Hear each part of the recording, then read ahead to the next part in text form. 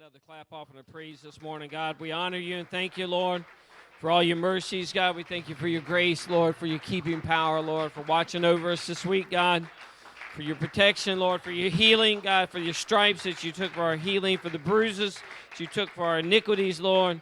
God, all the promises, Lord. Thank you for all that you've done, Lord Jesus. God, also remember that, the president did call for today to be a national day of prayer. So when we get home and stuff, remember to pray for the country, pray for other countries, pray for China, pray for Ireland, pray for Italy and Australia and Europe and all the other nations. There's a lot of people that are getting sick, but we trust in the Lord. We use common sense. We'll trust in the Lord with things. So we just trust God. Just pray a little bit for everybody else. So it's been a strange week, and you hope it and pray that this ain't the new normal with the way people react anyway to things. Anyway, people's hearts are callous, but what you do is you pray that God nudges people in a direction that removes the curtains and removes the veils from their eyes, and they can actually see the light. The enemy's here to bring fear to us. That's his game. He wants us to be afraid, and he wants to use that. And if he can cause fear to take hold of our lives, then he can take hope away, and he can take joy away, and he can take peace away. He can take your peace of mind away. So that's what he does. And if we'll just look to the Lord's wisdom, if we'll look to the Lord's understanding and to his knowledge, we'll make it through. Proverbs 3:24 says, and talking about the wisdom and the understanding of the Lord, it says, "When thou liest down, and when thou liest down, thou shalt not be afraid. Yea, thou shalt lie down, and thy sleep shall be sweet. Be not afraid of sudden fear, neither of the desolation of the wicked when it cometh. For the Lord shall be thy confidence, and shall keep thy foot from being taken." So that's who we got to look to. We got to look to the wisdom and the understanding and the knowledge of the Lord. Don't fear. Look to his wisdom. Don't fear. This morning we're going to continue on with our lessons on sharing his mission.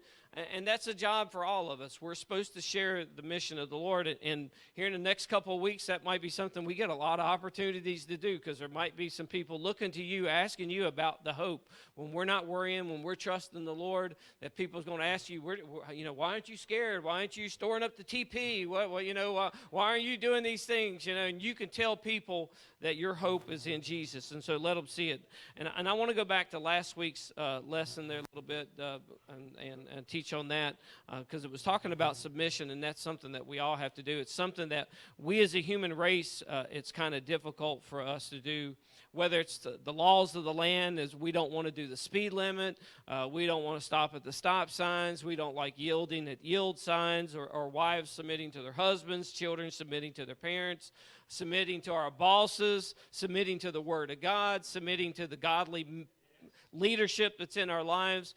We fight it sometimes, but there is power that comes along when we submit.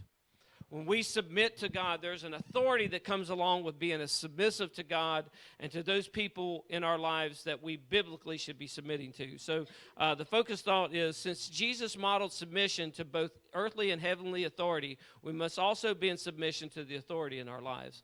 Focus verse Luke 2:51 through 52. "And he went down with them and came to Nazareth and was subject unto them.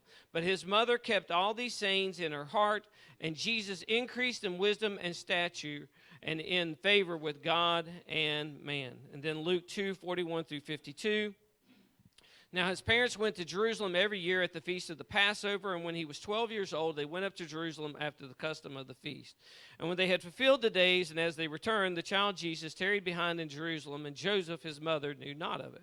And they, supposing him to have been in the company, went a day's journey, and they sought him among their kinsfolk and acquaintance. And when they found him not, they turned back again to Jerusalem, seeking him. And it came to pass that after 3 days, took them one day to get where they was going, and took them 3 days to get back where they was, so that tells you how much they were looking. They found him in the temple, sitting in the midst of the doctors, both hearing them and asking them questions.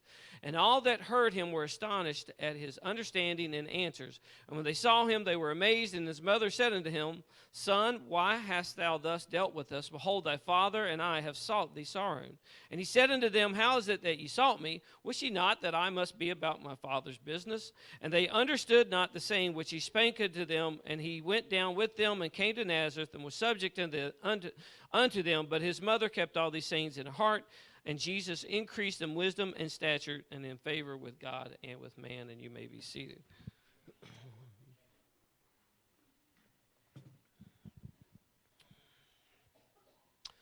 I'm not sure if you guys saw in the news back a couple of weeks ago, but there was a guy by the name of Mike Hughes that passed away, and he was 64 years old when he passed away. He went by the nickname of Mad Mike Hughes, and he was a kind of a self-styled explorer, daredevil, and he believed that the earth was flat. And so he wanted to somehow prove that the earth was flat, which is kind of hard to prove because it's not flat, right, Jonathan? I know Jonathan questions that sometimes whether the earth is flat or not, but I'm pretty sure it is round. So he made a steam-powered rocket.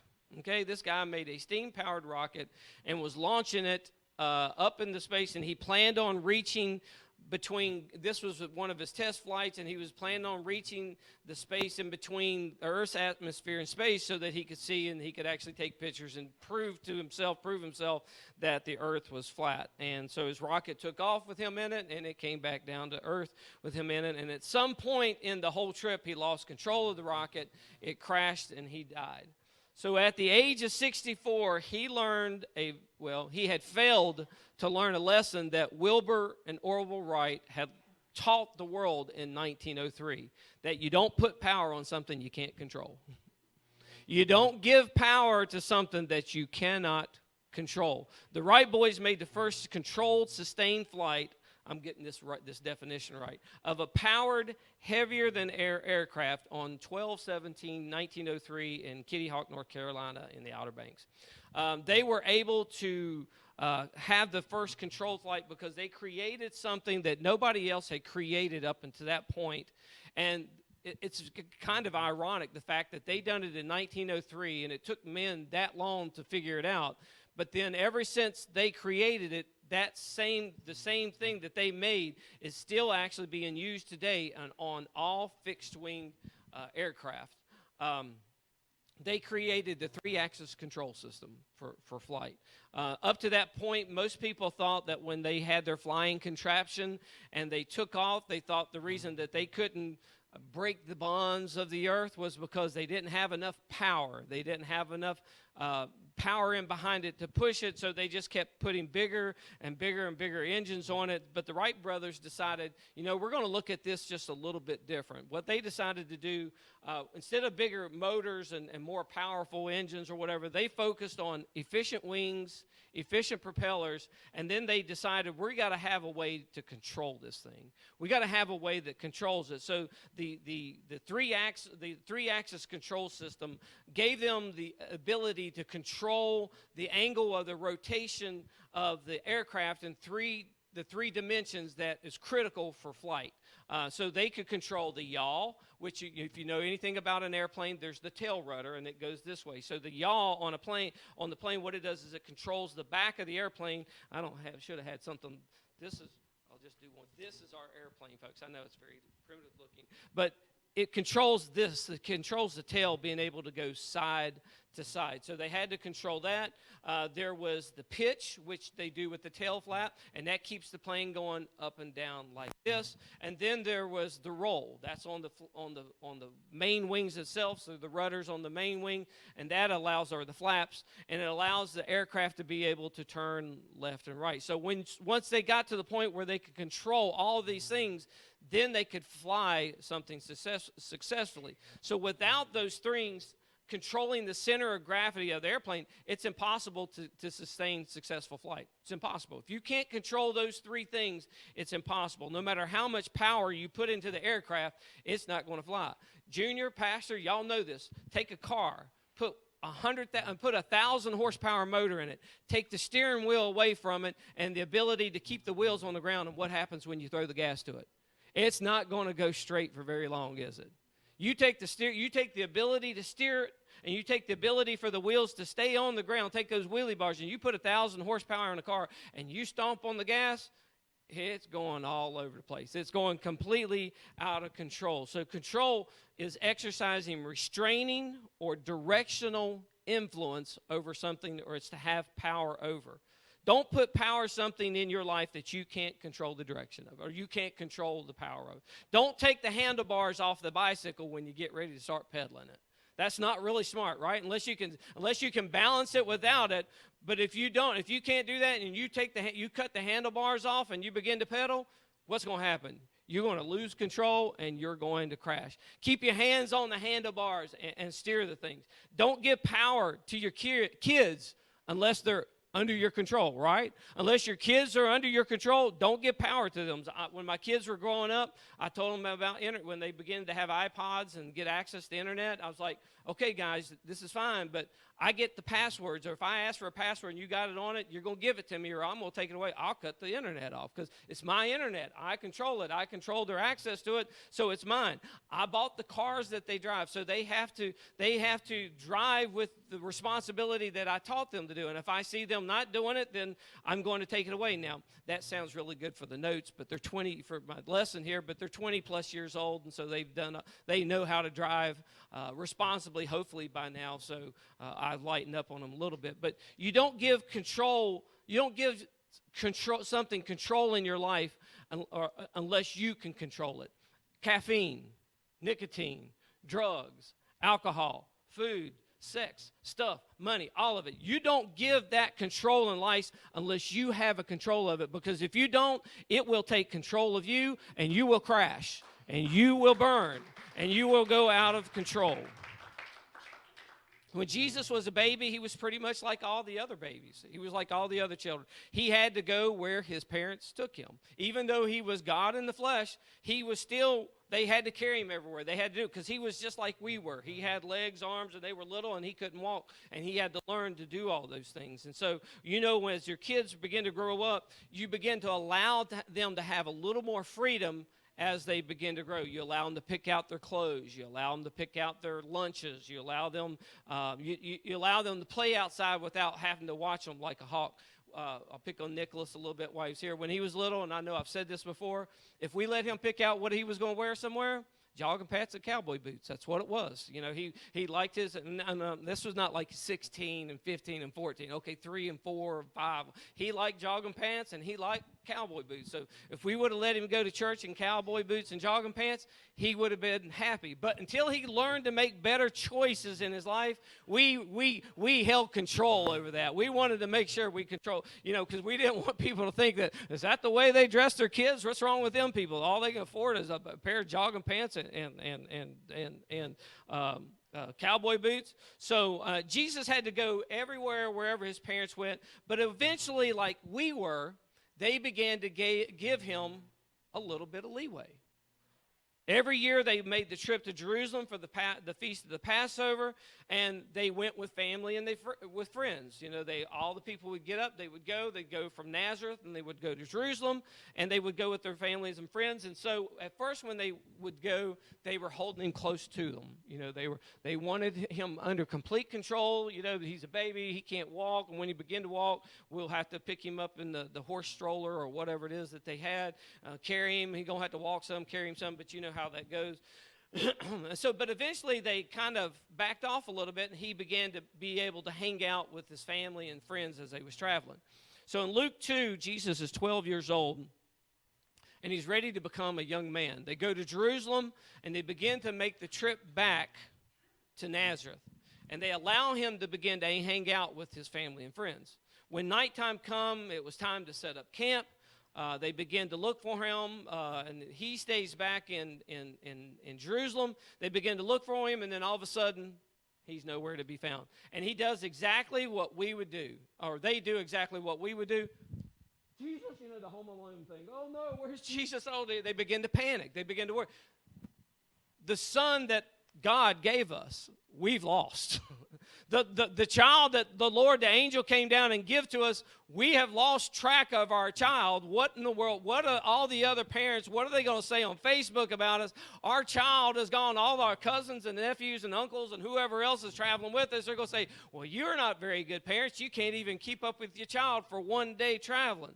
But so they begin to turn back, they head towards Jerusalem, worried, sick, and I told you after 3 days of searching for him, it takes them 1 day to get to where they're at, it takes them 3 days to get back where they're at. He's in the temple, they find him in the temple, and he's in the midst of the elders, and he's listening to them, and he's asking them questions. But he wasn't amazed at their understanding.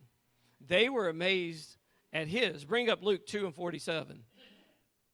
And all that heard him were astonished at his understanding and his answers. He evidently was asking questions that they couldn't answer, so he had to answer them for him. And that's why you better know the Word. That's why I'm saying that you better know doctrine. You better know Word. You want to amaze people? Tell them what you believe. Know what you believe. Know why you believe it, and be able to explain it. And when they ask you, like I said, you're going to be asked about what you're hoping in the next couple of weeks if this thing takes off or whatever.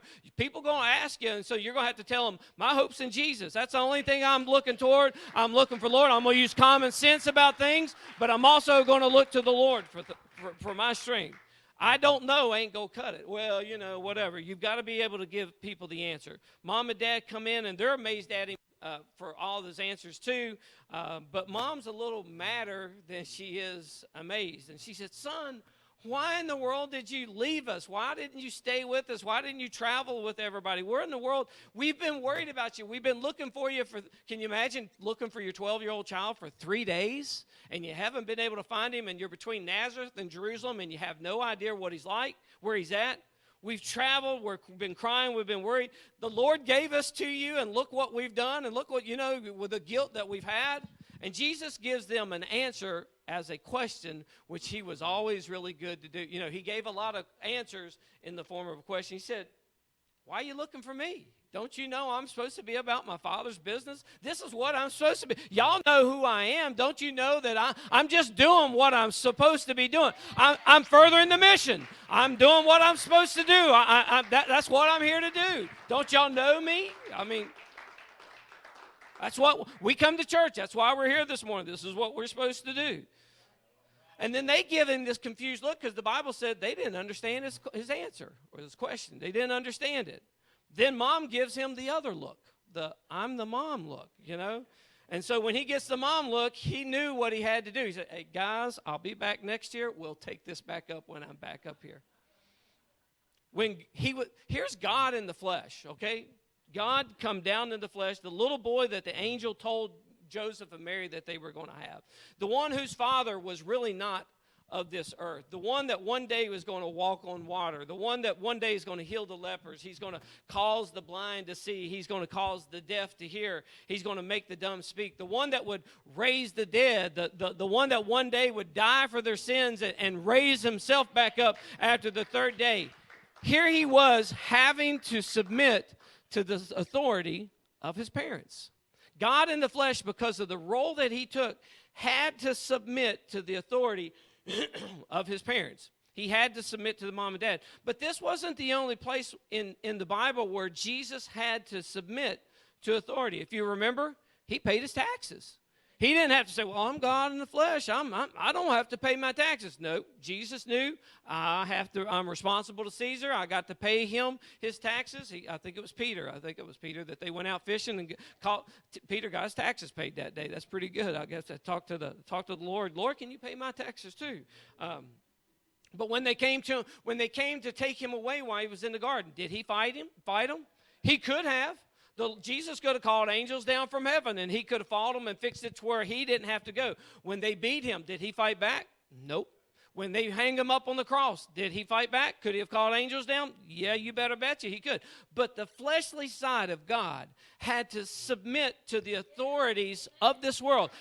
Just like when the cop pulls you over and goes to give you a ticket. Well, don't you know who I'm a child of the king. Now, is that going to get you out of a ticket? Probably not. But if you're respectful of them and you submit to them, it can sometimes get you out of it if you're nice and you're polite. But if you get angry up in their face and, well, listen here, I'm a child of the King. I've been baptized. I've been filled with the Holy. You can't give me a ticket. I'm not of this world. And they'll say, well, we're going to get you 2 tickets. How about that? But if you submit to the authorities, there's a little bit of power that comes with it. What Jesus was really submitting to wasn't really so much the authorities of this world. He was submitting to the authorities of God. He was submitting to the will, the plan of God that was in his life. In the same fashion, we've got to submit to the authorities of the world. But more than that, I've got to submit to the authority of God's plan for my life. I have got to submit to what God wants for my life. Bring up Philippians 2:5-8, please. Let this mind be in you, which was also in Christ, who being in the form of God, thought it not robbery to be equal with God, but made himself of no reputation, and took upon him the form of a servant, and was made in the likeness of men.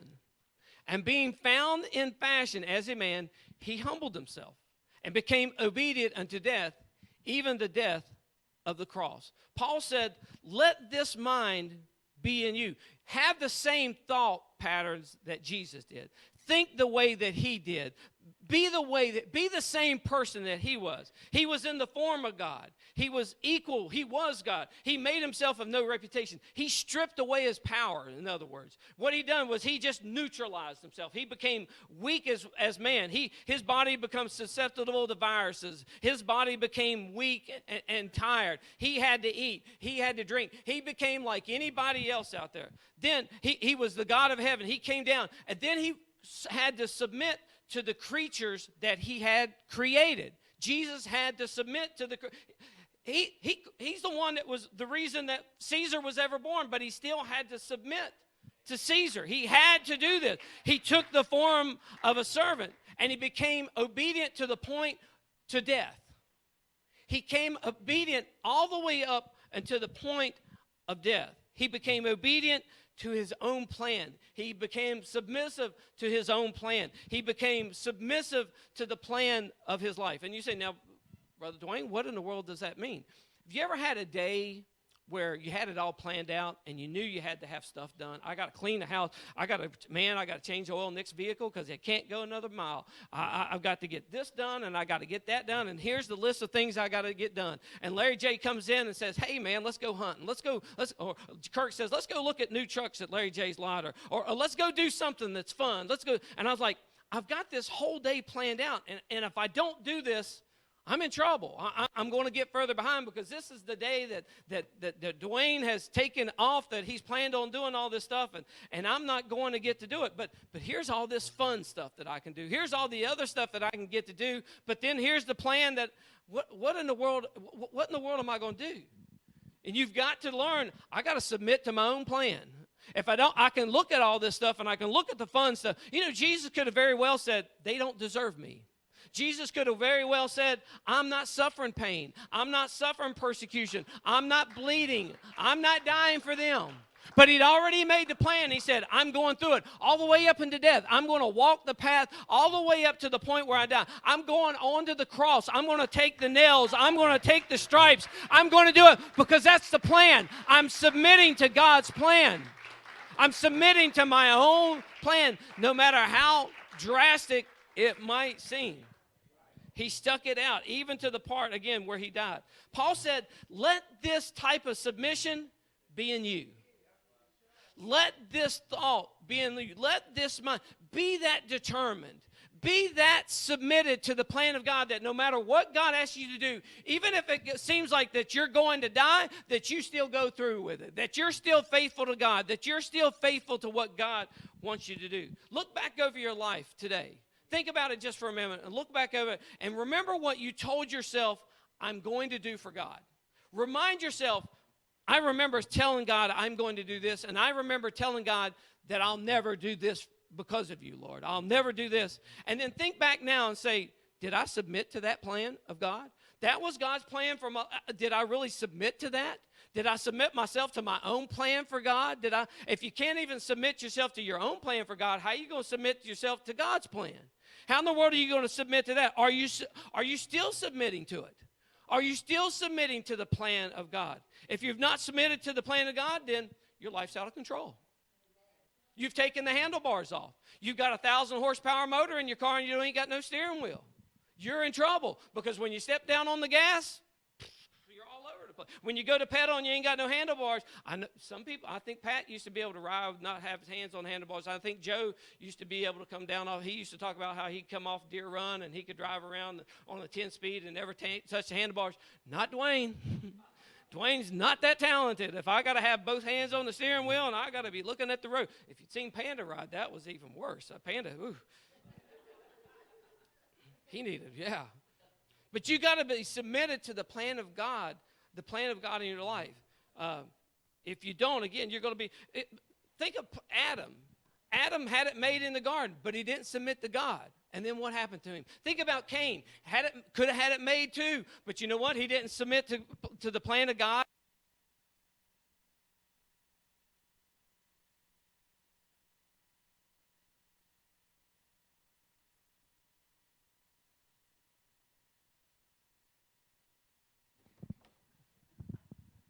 I got another one. He said, don't worry about it. He had a plan for Saul. But Saul didn't submit to the plan, and his life got out of control. He lost the throne. He had a plan for Judas. Judas was just like all the other disciples. He chose Judas, but Judas chose not to submit to God, and because of that, his life got so out of control, he betrayed Jesus. Would you like to be the Judas that you allow your life to get so completely out of control that you betray him?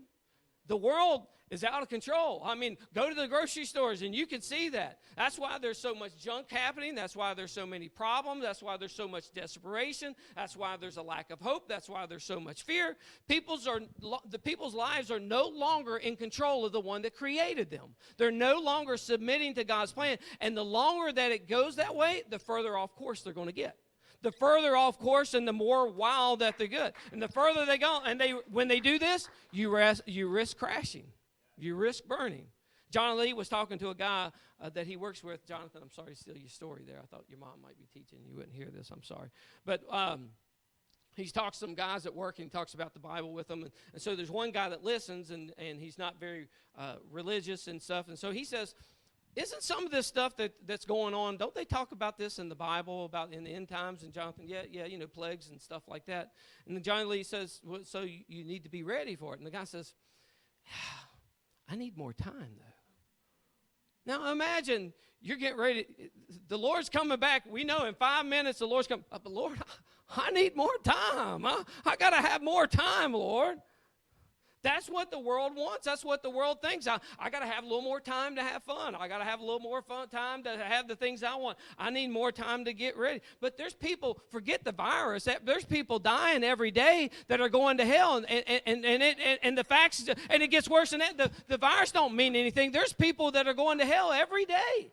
Every day, not just from the virus, from everything else that goes on. And you need to understand that today is the day of salvation. Today is the very day of salvation. Today is.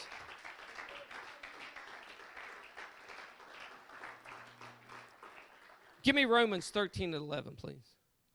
And that, knowing the time, here's the importance of knowing, knowledge of God, understanding and wisdom, and that knowing, do you know the time? Do you know what time it is? Knowing the time, that now it is high time to awake out of sleep, and now is our salvation nearer than when we believed.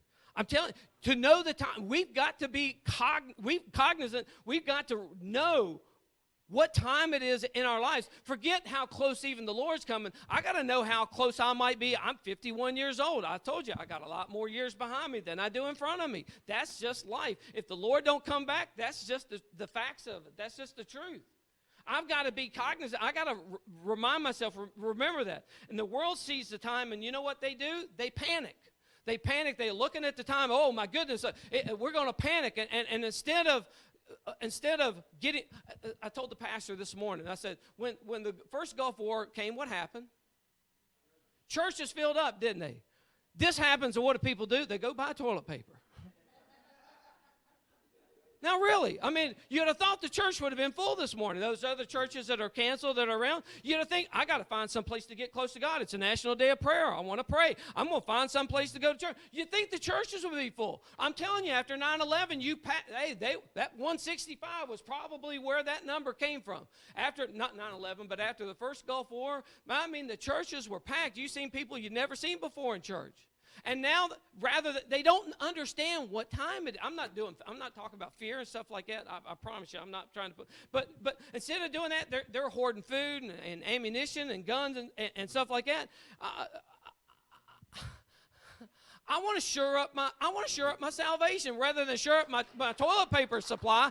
I want to shore up my salvation. I want to look at what time it is and know I better start tightening the bolts. I better start buckling down the hatches. I better make sure that if Jesus comes, I'm ready to get out of here. And if he don't come and I die, I better be ready to get out of here. I want to shore up my salvation more than I do my supply of vegetables and meat. And if he doesn't come, then I'm still going to submit to the authority of God. If I don't see him come in my lifetime, I am still going to submit to the authority of God because there are benefits that come with submitting. There is power that comes with submitting. Bring up Philippians 2:9-11. And wherefore God also hath highly exalted him. This is continuing on where we just talked about, where Paul said, be of this mind, have the mind of Christ. He's talking about Jesus. Wherefore God also hath highly exalted him, and given him a name above, a name which is above every name, that at the name of Jesus every knee should bow, of things in heaven and things in earth and things under the earth, and that every tongue should confess that Jesus Christ is Lord, to the glory of God the Father. Because Jesus submitted to the plan, the flesh submitting to the Spirit. Okay, his name now is above all other names because he submitted all the way, because he was committed all the way. His name is now above every other name, and every name is going to, every person, every knee is going to bow, every tongue is going to confess that he is the Lord because he submitted. That power was given to him. Now think about Jesus when he was little. Mom and Dad gave him a little bit of leeway while he was traveling. Hey, we're going to let you go hang out with the cousins and the friends, but just make sure you check in with us once in a while, okay? They thought they could trust him to follow them. We thought we can put our trust in Jesus. He's 12 years old. He's not disappointed us. We're going to give him a little leeway. We're going to slacken the rope just a little bit. They give him the power that they thought, we're going to give him a little bit of power over their life. Nicholas, once he decides he's not going to wear jogging pants and cowboy boots all the time, we'll give him a little bit of power to be able to pick out blue jeans and whatever it is that he wants to wear to school. I'm sorry, Nicholas, for picking on you there. But then when they couldn't find him, I didn't even hear what he said, I'm sorry. But when they couldn't find him, they removed that power, right? They took that power when they could no longer trust, they could no longer trust him to follow them. They pulled that power back, taking the power away. Sorry, you got to follow us for the rest. I'm sorry, you're following us for the rest of the trip. I'm sure that Mama probably, if she didn't tie something on him and drag him, she probably had him by the ear, was dragging him along. Here was Jesus, God in flesh, being drugged by the ear by his mama. Said, "You gonna follow me one way or the other?" He wasn't probably allowed outside, out of the sight for a while. We can't trust him no more. I just don't trust him. I'm sure eventually he gained the trust. But can God trust us to follow him?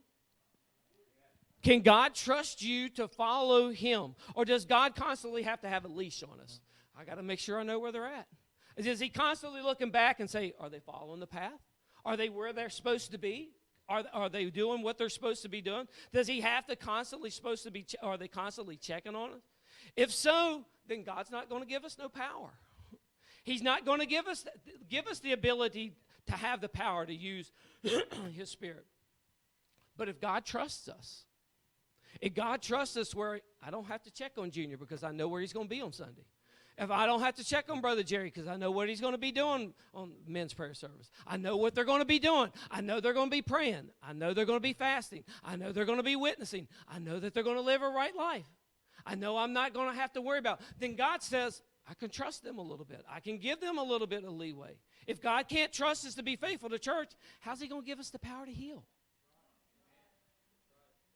If God can't trust us with if God is not going to trust us with words of wisdom and a word of knowledge and a word in season if we don't even know what his word says? How is God going to give you a word in season when you don't even know what the word says? How is God going to trust us? If God can't trust us with our own salvation, how's he going to trust us to be responsible for somebody else's? If he can't trust us, if he has to constantly have the preacher, pastor beat on us until we get straightened up, because the word comes from the Lord, right? If God can't trust us without, how's he going to trust us with helping somebody else through salvation? We want God to give us words of encouragement and words that strengthen and right words when we don't even know what his word says. Excuse me. So, you want power to overcome fear? Show God that you can trust him. You want power to overcome the enemy's attacks on your family? Show God that he can trust you. You want power to win souls? Show God that he can trust you. Because when you show God that he can trust you, okay, I'm going to give you some power. I'm going to give you a little something because I can trust you with it. To his way, show him to his way, his will.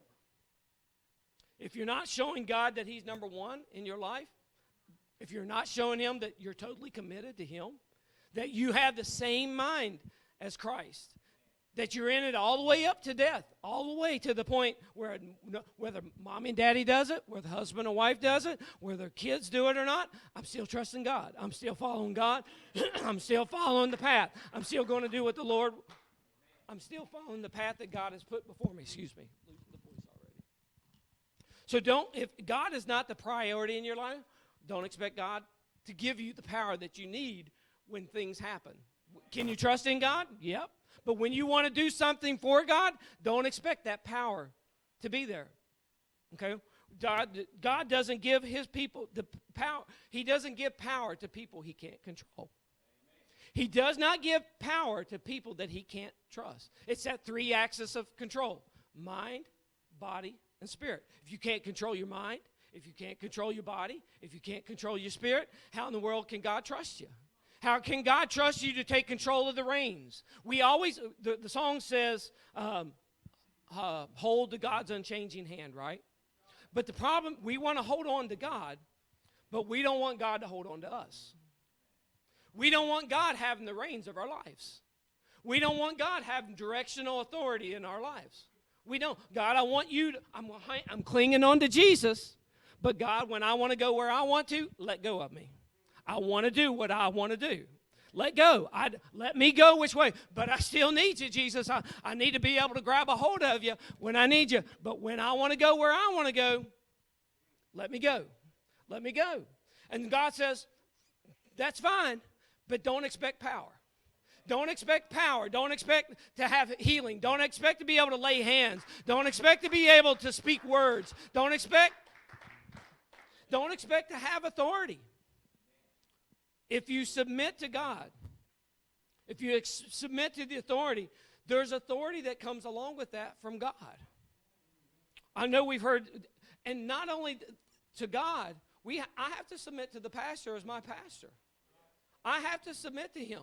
And I know we hear, I think it was the pastor or somebody said something about a Friday, somebody that doesn't come here anymore. They said they don't come because he's too hard. And I'm going, really? And Jonathan said, well, Nana might be really hard, but Papa's not really hard. That was Jonathan said that. I didn't say that. And I thought, where in the world do they think he gets his messages from? Where in the world do they think that he gets what he says from? It's the one that he submitted to. He's got to submit to God. He can only give us what God gives him. He can't do.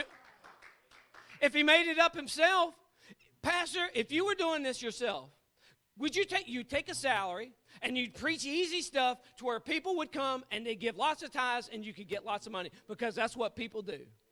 But when it gets too hard, let me tell you, it ain't from him, it's from God, because the natural flesh don't want to say stuff that hurts people's feelings. I'll just tell you that right now.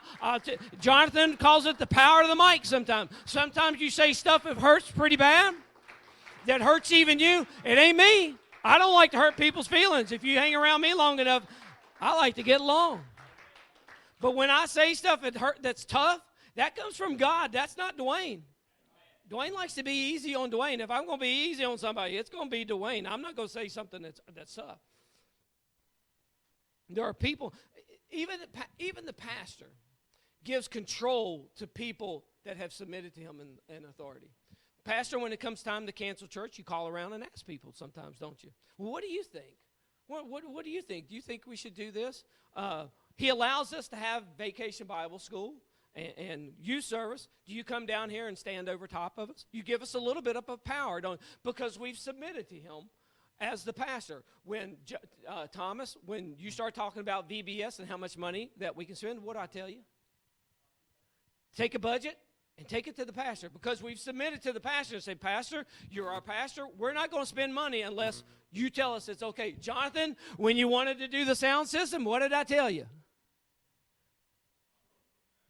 Oh, okay, well, good. Well, I told him, I said, get the price, the computer, whatever it was that they were going to do. Get your price, take it to the pastor, because he's a pastor, and I ain't. I'm going to submit to him. He's my pastor. And because I've done that, he has allowed us a little bit of power. He's given us a little bit of authority. He's allowed us to have these things. He's given us a little bit of leeway. But if we tell him we're going to spend $2,000 and we spend $5,000, I can't trust you no more. Right? Wouldn't you, Pastor? He has to. That's his job. I know we talked about this before, but what Paul trusted the Philippians so much. We're continuing on talking about where Paul's talking to the Philippians, telling them, let this mind be in you that was in Christ. He trusted the Philippians so much. Bring up Philippians 2:12. And I know we've talked about this before. I've taught this. Wherefore, my beloved, as ye have always obeyed, not as in my presence only. You've obeyed what I've taught you, not just in my presence, but now much more in my absence. Work out your own salvation with fear and trembling. Because I know I can trust you to obey the word that I preach. The word, not so much while I'm with you. You do it even more so when I'm gone. Work out your own. When you got problems, work it out. Fear, trembling. Keep the reverence of God and keep I'm scared to death if I do something wrong with God. Paul gave them leeway. He gave them authority. He gave them power in their lives to be able to do that. Now, Pastor, how many people in here would you tell, y'all just work out your own salvation? He ain't going to answer that question because he don't want to get people. He ain't got the mic right now. He had the mic right now. This is right after that he's telling them, have this same mind. When you submit to God, God will give us power.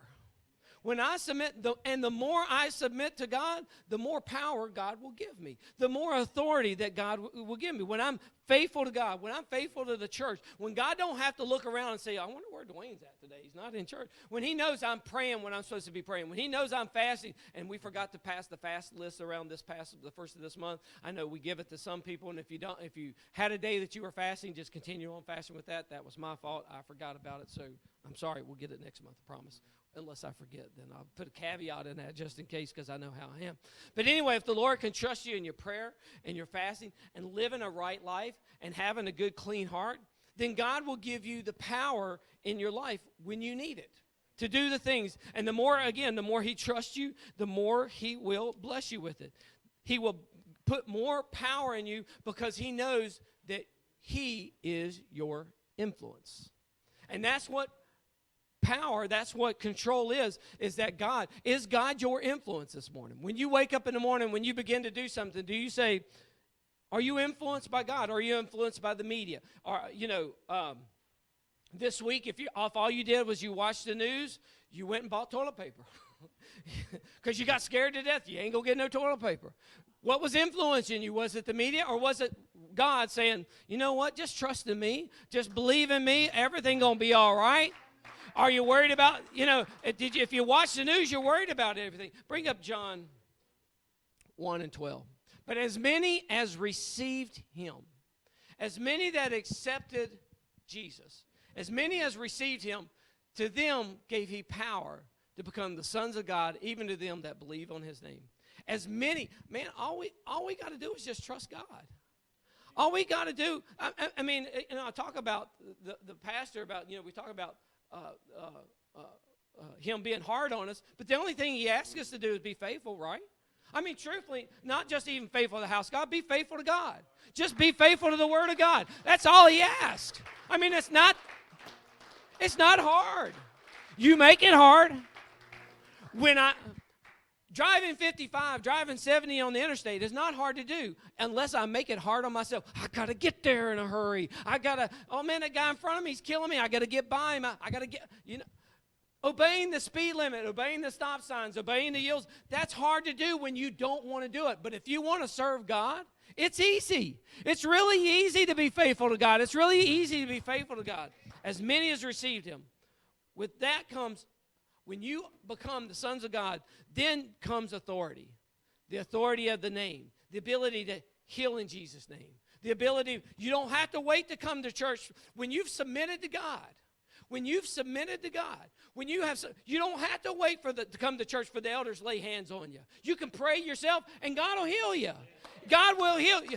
If you can't get to the doctor, and little Susie or Bobby or whatever is running whatever fever or sick, whatever, lay hands on them yourself and pray for them in the name of Jesus. And God gives you the ability, the power, and the authority because you are the sons and the daughters of God. You have the ability to raise the dead. The same God that is Jesus is inside of you. You have the ability to raise the dead, to cast out the demons, to do whatever needs to be done. If you allow him to influence your life, to have control in your life, God will give you the power you need to overcome the things in your life, Pastor.